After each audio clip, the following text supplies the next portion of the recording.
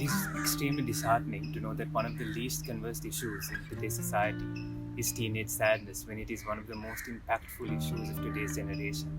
If you actually think about it, most of the time there are so many parties in this generation that face countless problems on a day-to-day basis, but these problems and issues are not addressed. There's no one taking the initiative to actually talk about it and even lend a hand of support.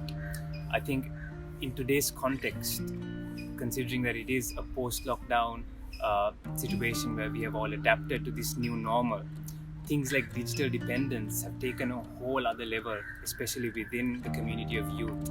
In addition to that, sex, drugs are becoming normalized in their lifestyles, and more than anything, the education system only adds fuel to that fire.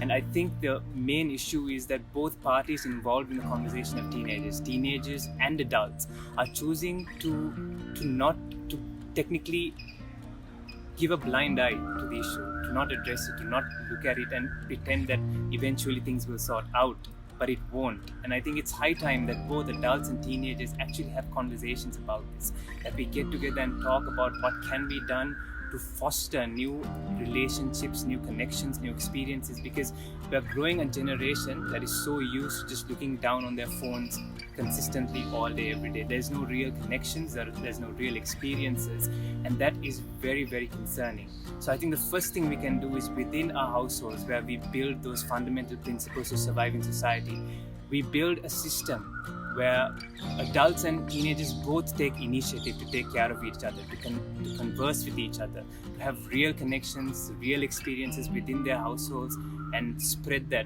across the entirety of society.